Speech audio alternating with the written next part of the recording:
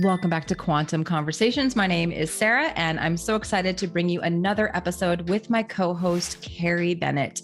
We are really enjoying giving you this show and talking about these topics that seem really complex so that we can help them be a little bit more understandable to the everyday person. I just wanted to remind you to head down into the show notes to make sure you get my free resources and Carrie's free resources. We've both spent a lot of time compiling our favorite list of products, as well as how you can actually implement a lot of these things into your daily life for free using our guides. We also both have amazing courses that you have access to in the show notes as well. And we co-host a course together called Quantum Fertility. We've actually had some quantum fertility babies just born this summer, and we have several quantum fertility pregnancies going on right now where women were told that they were not going to get pregnant, and we have been able to show them the way using these circadian principles and quantum biology, and we're so grateful for this. So make sure you head down to the show notes, check out those resources, check out those courses. And if you are enjoying the show, if you're watching on YouTube, make sure to subscribe to our channel, hit the like button, leave us a comment. And if you're listening on the podcast app, please head on over to Apple or Spotify, leave us up to a 5-star review. Since we are such a brand new show, we want to make sure that we're getting this message out to as many people as possible. Again, we want to make these concepts of quantum biology and circadian biology understandable and applicable to the everyday person. We want you to pull up a chair, come hang out, and enjoy this conversation with me and Carrie, and have a fantastic day.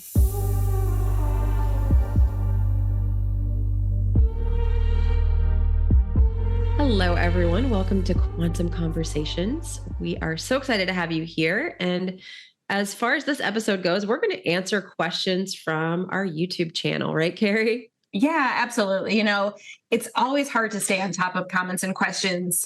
It's just like Sarah said before, lots of balls in the air, lots of juggling, but we love your questions. We love your comments. And so regularly we decided that we're going to make sure we reserve special episodes just for this. So this is how we're going to answer your questions.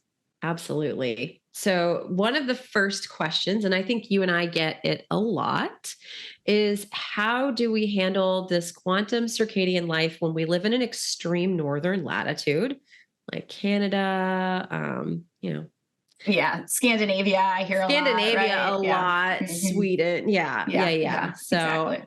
Yeah, I'll let you go first and I'll add anything in if you... Yeah, sure. First and foremost, the way I preface that is that if I have a client coming to me or a community member coming to me from that area, I have to ask, is this person dealing with mitochondrial dysfunction or a really debilitating symptom burden?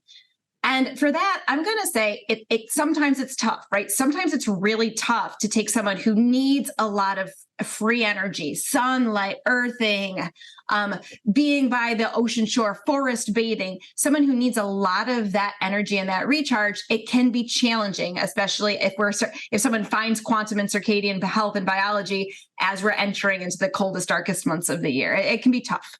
But that being said, I have a lot of clients who live in northern latitudes who thrive because they take advantage of winter. And so Sarah and I always, I think we do a fairer job at mentioning this idea that while a lot of what we talk about and a lot about what quantum biology, the quantum biology influencers or community discusses is sunlight, you cannot forget the fact that cold and darkness also play a role. So you basically get in touch with what your environment offers you. That may mean that you're going to put orange tone blue blockers on for a longer portion of the day before sunrise and after sunset to preserve your circadian signaling. But that also is an opportunity for you to make massive amounts of melatonin, which is a very healing hormone and antioxidant. And so you just have to take advantage and live by your natural day-night cycle and still go outside in Canada in winter. The worst thing that I did in Michigan, that's not Canada, but it's far enough northern latitude, was just be inside and assuming that my inside environment was the same because it was cold and gray and snowy. It was nasty outside. So why go outside? I could be inside behind a closed window. It's no comparison. you do not get the circadian signaling behind a closed window or the brightness behind a closed window inside in the middle of winter. Go outside and still get morning sunlight, block the artificial stuff, maximize melatonin, and then I supplement with infrared. A sauna was a game changer for me. And if you don't have the access to a sauna, hot showers, hot baths, there are heat bulbs that you can get as well that give you some added infrared, which is also of additional support in the northern latitudes. So that would be my answer to that. And, one thing I get asked a lot, I'm in Georgia, so I don't have to deal with this, is the extreme cold temperatures during winter time. They're like, haha, I'm not going outside. It's below zero. All your advice is stupid. Bye. How do you counter that one, Carrie? Well, you adapt to the cold and you make it so that the cold doesn't feel as cold anymore, and so this is the perfect time of year. So I don't know when this video is going to get released, but this is the perfect time of year because things transition towards cold without being below zero right now. Meaning there's going to be mornings now when I'm going on my walk where it's in the 30s and the 40s. And I'm going to just continue to wear what I normally wear, which is I typically wear a skirt and a shirt, sometimes a long sleeve shirt, sometimes a t-shirt underneath that I can take it off. And I'm just going to, and I wear my Earth Runners all the time, right? So sandals. I'm not going to change that, at least not yet. Eventually, when it's snow outside and I do my walks, am I going to wear boots? Yeah, I'm going to wear boots. But in the meantime, I'm allowing my body to get used to the cold and that colder air temperature. And as I do that, I become more efficient at heating myself up. I have mitochondria that lives in a special tissue called brown adipose tissue. And a lot of it has to do with what's on the collarbones and between the shoulder blades, tops of the shoulders. It's a really important area with these mitochondria. One of their whole entire purposes is to sense air temperature or water temperature. And when my body temperature drops, they generate heat for me. And then they can really efficiently start to heat me up. And so if you allow yourself to adapt to the cold, I'm going to tell you, 40 isn't going to feel cold. 30 isn't going to feel cold. 20 isn't going to feel cold. 10, depending on the wind chill, it's going to start to feel cold, right? Below zero. But you're not going to get to the extent where you feel like, oh gosh, I'm not going to go outside. You still go outside. You just bundle up more, and then you allow the light signaling to happen through the eyes, and your body is still better able to thermoregulate, and you still go about winter. And I have just found winter to be massively enjoyable compared to how the SAD that I used to have, and the need for the SAD lamp, and just feeling like garbage all winter long because I never allowed myself to adapt to the cold. I never went outside. Yeah, and that's the same story with me. I always hated the winter, would get horribly depressed, but it's like, no, I go outside anyway, even though it's gray and cloudy here where I live, very gray and cloudy for many months of the year. I use my red light panel. I've got a sauna. And then on the days when I don't use that, I'll take a nice warm Epsom salt bath before bed. I mean, that's a nice way to get infrared, and it's very healing, and get to sleep early, really take advantage of that melatonin production. And one thing I want to say about the cold, that's why when I cold plunge, which I still cold plunge in the winter. I know you don't because you're like, no, thanks. No, I still enjoy cold plunging in the winter, but that's why you always want to cold plunge all the way up to the neck. Because again, like Carrie said, this, up here, collarbone in between the shoulders is a sensor that will tell your body to make heat. So the big mistake I see people doing a lot when they cold plunge is they've got their upper body they just go up to the chest and they've got their neck and the upper back sticking out of that cold water. I'm like, yeah, you're going to be miserable because your chest is sticking out. You're not activating that brown adipose tissue. You're not giving your body that signal. And so, yeah, that's and it looks funny when you're outside hiking, because everyone's like, I got to put the scarf on. But what I do when I'm hiking is I have this open. I might put something around my ears, my head, right? I have a vest on, but I always have the collarbone exposed. And I haven't been getting sick in the winter either. So it does, I think, improve the immune system. So I think long story short with our northern latitudes is don't sweat it. This is an important time of year for you to allow your body to go into deep rest, deep repair. use your blue blockers appropriately, get lots of rest, warm, nourishing foods, and take advantage of this extra time that your body actually has to heal, right? Love it. Yeah.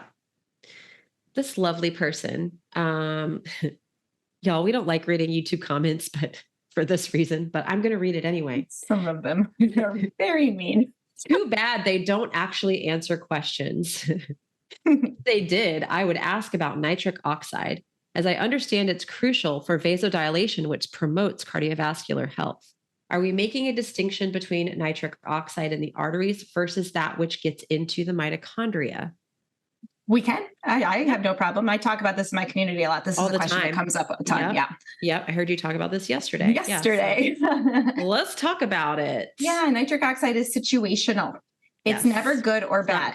Even when it's in the mitochondria, it's also situational in terms of can it be transiently cleared in an appropriate amount of time. So nitric oxide is a gasotransmitter, a communicating mechanism that can happen with gas in the body. And it's made in a couple of different ways. It can be made in the endothelial lining, but so inside of the blood vessels in response to ultraviolet A light, which will allow those blood vessels to appropriately dilate or widen, which brings them closer to the surface of the skin. And when that happens, that allows the blood not only to flow more freely, but I also think of it as the blood sunning itself and allowing the blood to receive more of nature's light frequencies into it.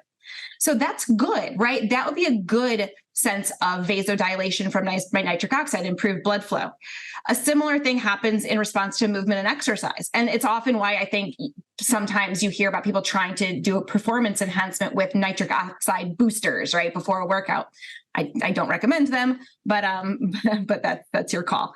But what that is like you're improving blood flow, right, to the working muscles. So the muscles are better prepared to bring nutrients and oxygen, clear the waste products. So it will potentially enhance performance. That's great, right? Those are kind of transient, situational, appropriate responses. Also, oftentimes we can get a boost in nitric oxide through the sinuses or the paranasal sinuses. There's a long time Ayurvedic practice called like humming bee breath or just humming in general, right? And that would be a way to kind of open the sinuses so that they can better receive oxygen and pull air into the body. Again, a good situational thing to have happen. But nitric oxide can go awry when it's produced inside of the cells in response to something like an intracellular infection, heavy metal exposure, non-native EMFs. That's where that nitric oxide can jam up the mitochondrial, the electron transport chain, specifically step 4, where water is made at that cytochrome C oxidase. If you're always blocking electron flow through that last step of electron flow, you're never making a good amount of intracellular water because water is made at that step.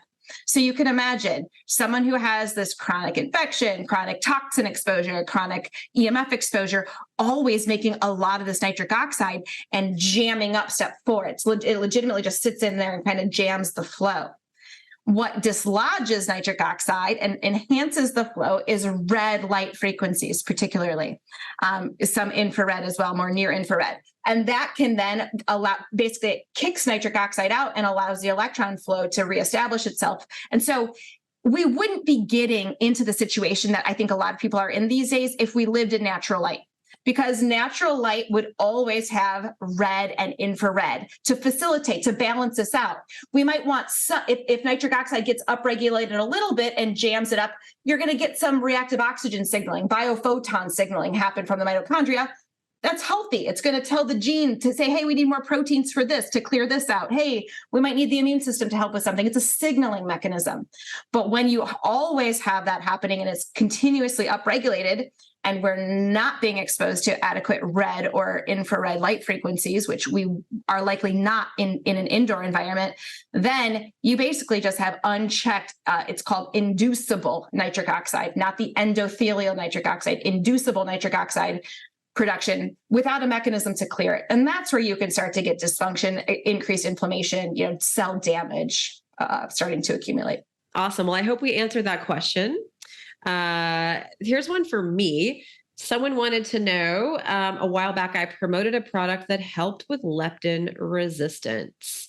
I believe you were putting together a trial group, whatever became of the product, how were the results for your group? Sadly, the product for leptin resistance did not really make an impact on my community at large. There was a very promising scientific study that showed that this product would help to lower serum leptin levels. I still think that lifestyle is going to be the biggest pusher of fixing leptin resistance. I was hopeful that this could be helpful for people, but unfortunately, I did not find that to be the case. Did you? And Carrie, I think you had tried it out on a couple people as well. Yeah, Right? I did a smaller trial similarly. There was zero clinical efficacy in my experience. So we kind of talked about this already because you talk more about what you do in winter months with less light, rising before sunrises, breakfast before sunrise, dinner after sunset, red light therapy before sunrise, training before sunrise would be really helpful for people in the colder places like Germany. Sure. Yes. Absolutely. Absolutely. What I kind of tend to find with living in a northern latitude, it's almost like you have a summer routine, or like when light is prolific versus a winter routine. And as long as you keep fairly consistent with it, you kind of reinforce your circadian rhythm. So what I mean by that is my typical summer routine when the sun rises at like 6 a.m. is I'll drink water almost always first, then go out and see the sunrise. And then I'm going to come in, and within an hour, I'm going to eat breakfast, right? Typically at that point as well, I'm going to not do red light therapy before sunrise. I'm not going to work out before sunrise. All of those things happen within the morning hours for me. In the winter, it's very different, right? Because I'm going to wake up around 5:30 or so, but I'm going to have my orange tone blue blockers. Sunrise isn't until 8 or 8:30. I'll have gotten the kids off to school. I've got lunch packed. I will have eaten by that point, but I try to keep that consistent. I almost always try to make about a 7 o'clock breakfast between like 7 and 7:30 ish on a consistent basis, simply because that's kind of an hour after sunrise during the summer months, about an hour or so before sunrise during the winter months. And it's just a consistent timing that my gut clocks can set themselves to. They're a peripheral timing mechanism in the body. If you do red light therapy before sunrise, again, just keep it consistent and make note that red light therapy can, due to the brightness, phase shift your circadian rhythm a little earlier. So if you start doing red light therapy, let's say at 6 a.m. and sunrise isn't until 8 a.m., and you start waking up all of a sudden at 5 and now 4:45 or 4:30 consistently, you may not be the ideal time for you to do red light therapy before sunrise. You may have to push it back. And so little things like that just to pay attention to, but no one says you can't do red light therapy before sunrise. If you still can go to sleep at a normal time, if you wake up at quote unquote normal time for the darker winter months.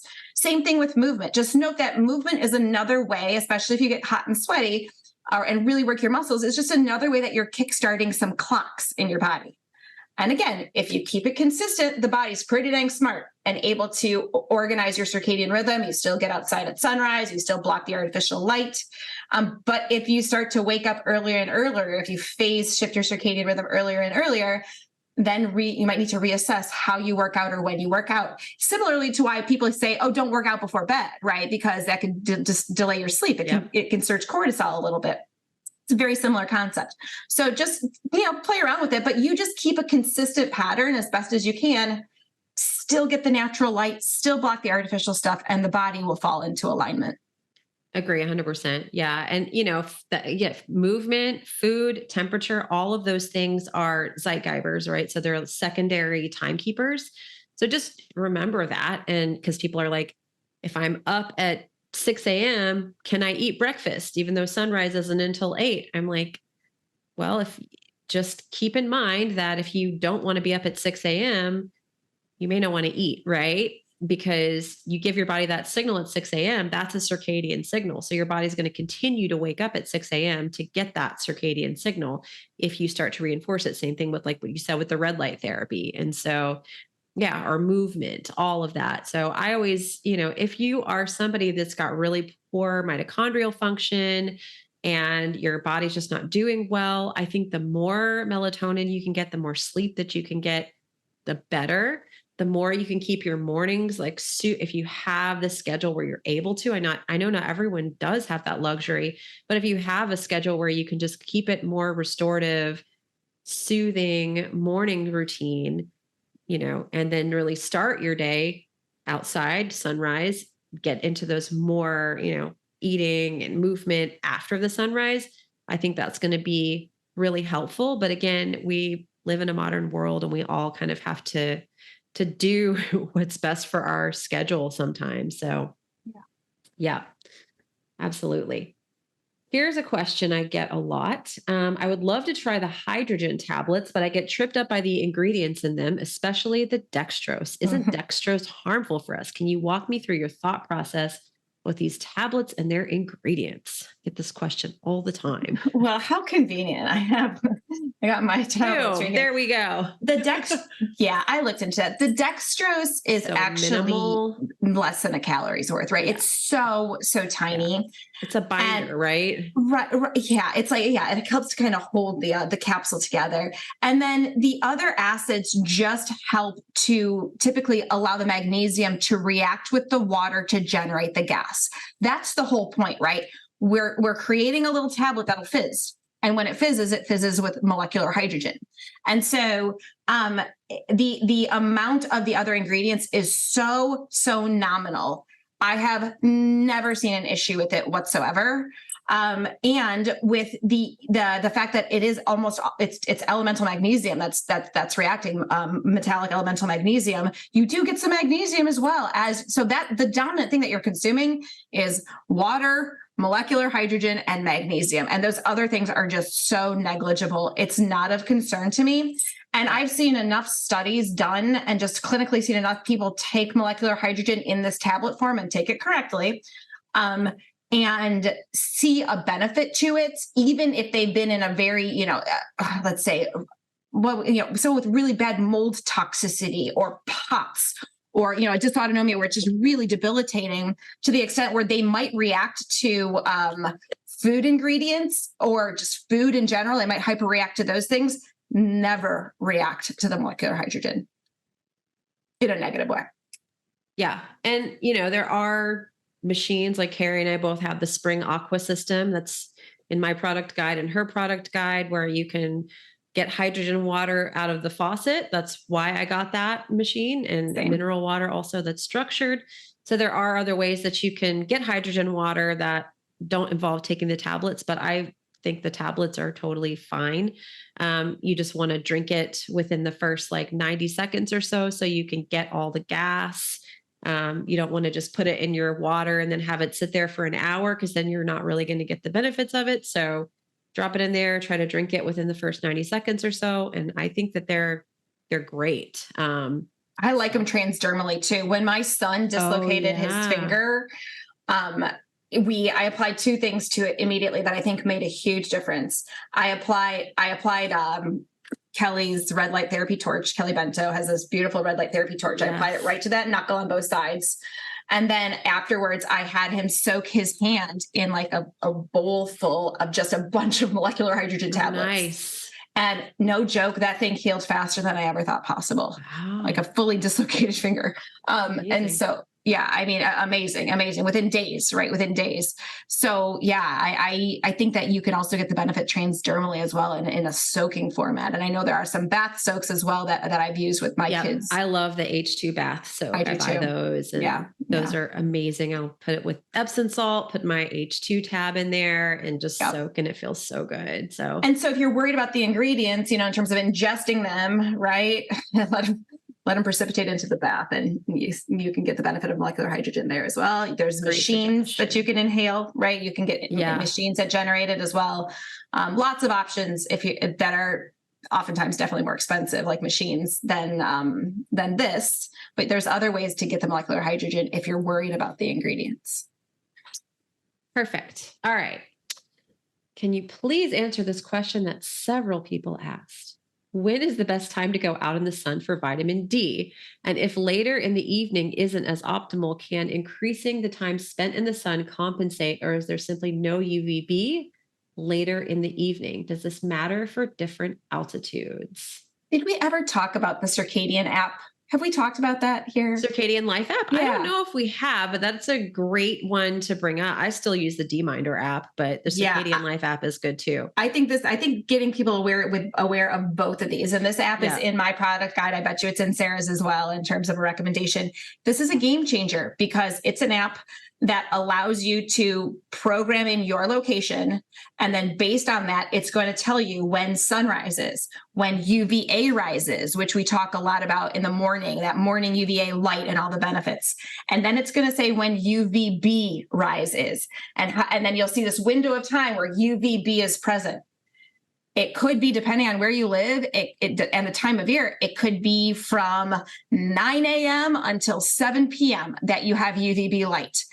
In the middle of winter, it could be never, right? Depending, because if the sun never makes it above 30 degrees above the horizon, you don't have UVB light and you're not going to synthesize vitamin D through your skin. So first step is knowing when your UVB window is. You can also find that out, as Sarah mentioned, with the D-Minder app. D as in dog, like D-Minder. And that way you can also program in your location. You'll see when D is available. So it'll give you a timeline as to when you can make vitamin D.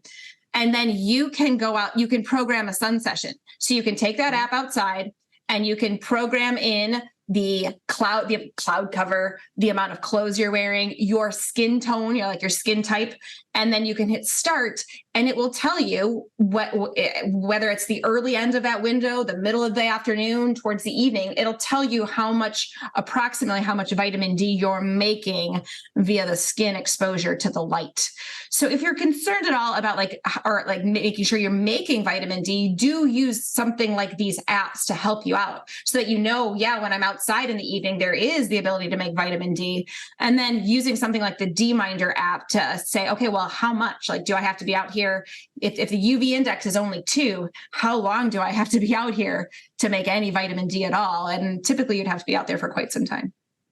Absolutely. Yeah. So the whole vitamin D thing, because there are a lot of questions, I'm kind of going down. This was the vitamin D episode. There are a lot of questions about when do I need to go outside for UVB? When does it start? What time? What time is the best time of day for vitamin D synthesis? It depends, right? Because if it's December and you're in Michigan, there's not going to be any UVB. Zero. So if you're in December in Atlanta, where I live, there is going to be UVB, but the UV index is going to be like a 1 or a 2. Mm-hmm. So I would literally have to spend 5 hours out there to make any at all, really. So it changes throughout the year. That's why we talk more about melatonin is really the primary hormone for winter. Vitamin D is more, or hormone D is more summer. Our bodies are meant to store it. That's another reason why in the winter time, we want to be a little bit more restorative and less, stressing our bodies out. We pull on our D stores for illnesses, for infections, for things like that. So that's why. And so you really want to use an app to know when it's out there, when it starts, how long to stay out there. That type of thing is super, super important. Yeah. And once you play around with these apps, you'll realize you can get really specific in terms of what your ability is to make vitamin D. Yep. Given the time of year and your location. Exactly. And then one more question under this vitamin D episode: does supplementation block our ability to make our own vitamin D? It does not block it. You will still make vitamin D if you're taking supplements and you're getting sunlight, the UVB sunlight striking your skin with adequate intensity. However, the question becomes, if you give your body one form of vitamin D in food form, long-term, can it impair vitamin D signaling? Yes. That really is it has to do with things like gene expression, the creation of certain proteins, the stimulation of thyroid, for example, or thyroid hormone. So that's what we're looking at. You can still make it, even if you take it, but it's not necessarily going to be in the correct ratios because we're taking supplementation is just massive compared to whatever we could have gotten from food source, like in history, in previous times. So it really can be long-term dysregulating. Yeah, exactly. And then if you're on YouTube, check out my episode with Jim Stevenson Jr. Yes. I would definitely recommend that. Just type in, just go to my channel, Sarah Kleiner Wellness, and type in Jim Stevenson Jr. We have a really, really great episode that really is going to dive more in depth into the supplementation topic and talk about some more potential issues that could pop up with supplementation, because it is very much like pushed in the alternative health space. And even now in the mainstream health space, they're telling everyone take your D3 and K2, but there's another side to this. So I definitely recommend to do your own research on that. Let's see more. This is on the Melatonin podcast. We've got some questions. Okay. And someone wanted to know, does UV light penetrate through clothing? I think that was the last question on the vitamin D one. Not typically. No. It's the near infrared possibly, right? Yeah. Near infrared possibly can. Some of it also depends on color, right? Yeah, like black absorbs the light and pulls it in, whereas white reflects it. So yeah, I would say that there are some quote unquote tan through clothing or swimsuit options. Kaniki is one of them. Kiniki, Kaniki. You can go to cool tan through for some of the other ones, clothing options, shorts. Yeah. It's still never going to be the same though. I still have tan lines with Kaniki. Like this year, since we moved into this house, like I'm just going to say it, naked sunbathing has been like one of my favorite things to do, because I finally have a nice private backyard. Because even with Kaniki, I still would get major tan lines, which is like telling me, obviously this, these important frequencies are not making it through. Right. So call me a weirdo. Just hope my neighbors don't, hop over the fence one day when I'm not expecting it. They can look away, mind your business. Okay. So on this subject, this is under our melatonin episode.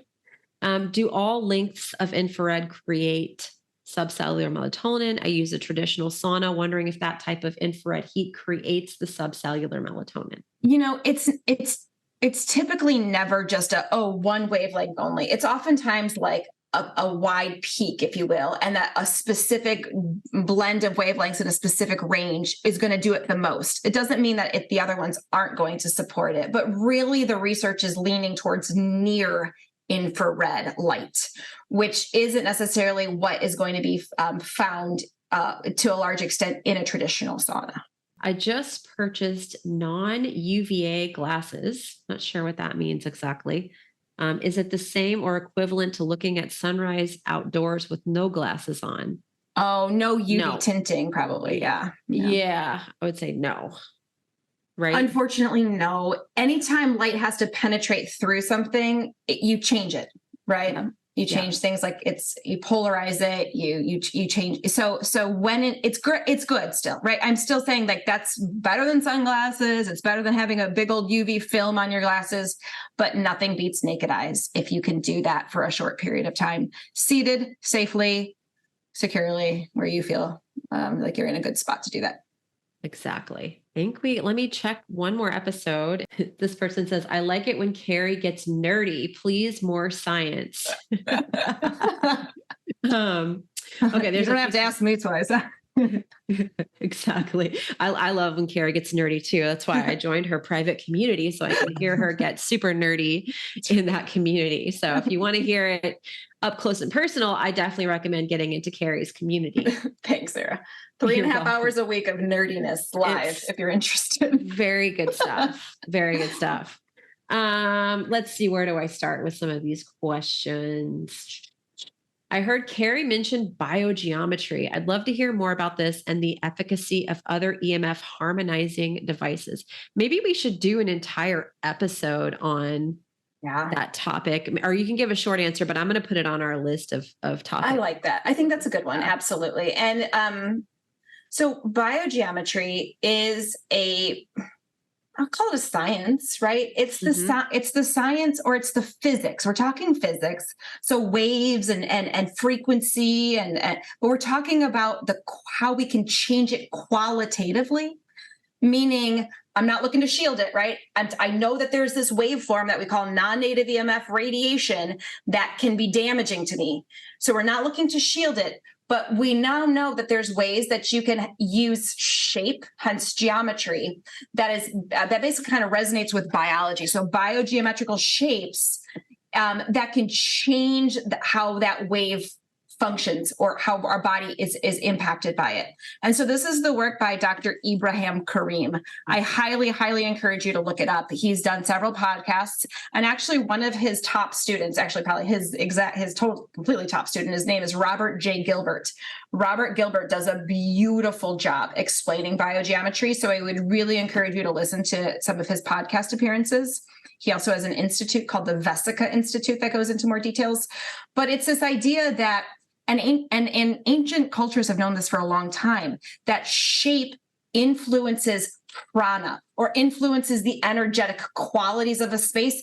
Hence why you also have feng shui. Hence why people would douse to place their homes in certain areas. And so what Ibrahim Karim has done is just quite brilliantly recognized how to quantify energy at that subtle level, and recognize or qualitatively assess it. Does it have a beneficial quality to it that's really helpful to the human species, or does it have an energetic quality that is harmful? And he's shown that he can take a quote unquote harmful frequency like non-native EMF and change it simply from shape, using shape alone, meaning well-positioned stuff, and harmonize it so that when it measures as a very healing energy.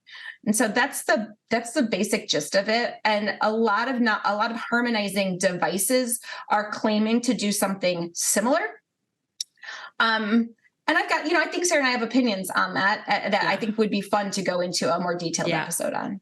Yeah, I put a note down that we could go into some of these like harmonizing devices and just talk more about biogeometry and how, because like we should get Ian on though. Would Ian ever join this show? Yes, he would totally. We could totally get Ian on. Yeah, absolutely. That'd be fun. That'd be a good episode for that. Yeah. Ian Mitchell is like he's like the chief scientist for Lila Q. He's a wizard. He gets all this stuff. He gets very, all this very stuff, deeply. and he knows how to actually explain it. So that everyday people can understand it, because it sounds very woo and it sounds very like, esoteric. But here's the thing, and you and I talked about this in another episode, we are not going to be able to escape non-native EMF. There's another question on here about how do you hack all of these new smart vehicles with Wi-Fi in them? You go out on the road and you're driving around and all these vehicles around you have Wi-Fi. I mean, it's really something you can't escape from. And so that's why I think things like biogeometry, I've got a little Lila Q, the cube that I take in my car. My car has Wi-Fi in it. I bought a brand new car and I said, disable this freaking Wi-Fi, please. Don't even turn it on. But it's still in there, Yeah. They were like, okay, lady. I was like, I don't want the Wi-Fi. And they're like, really? I'm like, no, don't give me the Wi-Fi in the car. I don't want it. I know. It's like, turn off the Bluetooth. They're like, I don't want an electric car. I don't want the Bluetooth. I don't want the Wi-Fi. There's and here's something too. I want to kind of allay some of the fear around non-native EMFs too, because while they have been shown to be potentially damaging to mitochondria, to our nervous system, humans are amazingly resilient. And to the extent that, and this is a study on a much more intense form of radiation. But what they found, this was when there was a nuclear reactor explosion, right? And so what they found was they studied people within a certain radius of that explosion. So basically people who were exposed to a very, very high amount of this toxic radiation, people who were exposed to a moderate amount of it, and then people who were unexposed. And what they found was, of course, that really, really high level of exposure was pretty damaging. especially of that type of radiation. Mm. And the other conclusions that they found was surprising. They measured the health outcomes of the people who had none of that radiation exposure and the people who had mild to moderate exposure to that radiation. And they found consistently better health outcomes in the people who were exposed to mild to moderate amounts because their body experienced a stressor and it upregulated all of the body's innate intelligence and wisdom, these pathways that it can help to resolve the stressor, to adapt to the stressor, to become just more cellularly resilient, so that when the body was exposed to an additional stressor, maybe another toxin, maybe an emotional stressor, maybe a car accident, the body was better able to handle it. And so that was the conclusion there, that we can't just, it's not a linear thing. We can't just view it as all bad, and then good. Our body has the ability to respond to stressors. The question then becomes, can you give your body breaks from the stressor to recover? Can you unplug your Wi-Fi router at night? Can you turn off turn off all Bluetooth?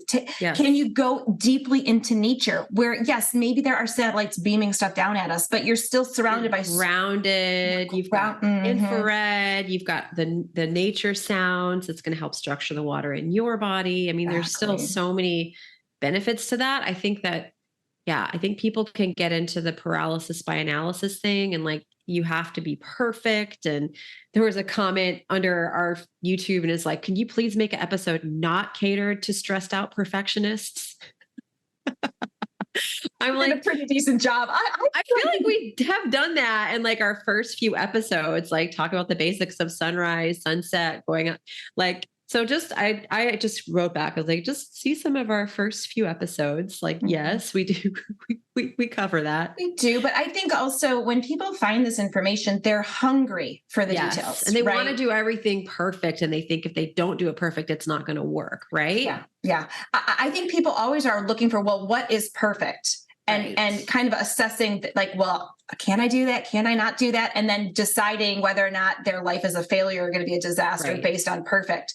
And so we'll tell you perfect because we know that those questions are out there, right? We know we're going to get questions about perfect, but we'll also be the first to admit that I think of all people, are minimum effective dose, right? Drop the fear. There's no way as a mom of 3 kids, full-time job, that I could possibly live in perfection in any capacity, right? And so that's true with this stuff too. I mean, do I try to turn my Wi-Fi router off every night? Absolutely, I do. Mm-hmm. Will I go to a hotel that has massive amounts of Wi-Fi and enjoy my time at a resort or, with family in a different city? Sure, I will, right? And I'll do the best I can because that's how we have to live, right? And then if we can disconnect every once in a while, I loved this. I don't know if anyone knows Nick Tan. Do you know Nick Tan? Oh yeah, I need to interview him on my podcast. I've got to get him on. So lovely. And I loved this because he did he created kind of like this, okay, follow this 50-10-2 rule. And the 50 was something like 50 minutes a day outside as best as possible. The 10 was, can you accumulate 10 hours in nature outside throughout the course of a month? And then the 2 was, can you disconnect for 2 days every year where you're legitimately not picking up your phone. You're in more of a camping style environment. You're hopefully not in a place that has a Wi-Fi router. Can you do that? I thought that was such a balanced way to look at this. Totally. And it seems very doable. And it also, as a clinician, that seems beautifully healing and therapeutic. Definitely. Yeah. And I have a podcast it'll probably be already out by the time this one comes out, with Dr. Laura Conover, who talks a lot about grounding. And she's like, listen, I'm the doctor that talks about grounding. It's my thing. And I live somewhere where I can't ground. And so I go camping once a month for 2 days out of the month. And there have been studies that show if you get 2 days of grounding, it'll make up for the other 28 days that you're not getting grounding. Cool. And so she's like, even though like this is basically my life's work, is writing papers on grounding, studying the healing benefits of it. I don't live in an area where I can do a ton of it. So I go camping once a month, for 2 days. And that's how I reap those benefits. And I'm like, that's pretty fascinating. So yeah, we always think like we have to do this all perfectly or it's not going to work at all. But there, small changes are going to help, and just keep going, right? Like looking inside your refrigerator before sunrise happens, like getting that bright blast of light, it's not going to wreck your whole day. Just go outside, get sunrise. Or, I get people in my group that are like, oh, my husband had the lights on and I had to walk through the house before I could get outside, and it just wrecked everything. I'm like, what wrecked everything is your mental attitude about it. Stress. It wasn't the fact that happened. It was your stress about the situation. And then the argument you had afterwards. Right. And how did that impact your relationship with your husband? Which I get it. Like, my husband knows not to turn on overhead lights in our room or the bathroom if I'm already in there and settled for the night. He knows that's a huge no-no. But yeah, it's like you can't just be perfect all the time. You do your best, and you're going to feel a difference. You're going to feel better. Just don't try to do it all at once. I think this is our last episode. We talked about this too, not try to be perfect, but your stress about the situation can be more harmful on your mitochondria than the actual improper light signal. Agreed. Yeah. Awesome. All right. Well, this was fun going through YouTube comments. I didn't read some of them. Y'all, if you maybe I need a different forum for people asking questions, because YouTube comments are stressful. But God bless. Thank you all for your feedback. We'll do this again soon. Thank you for watching.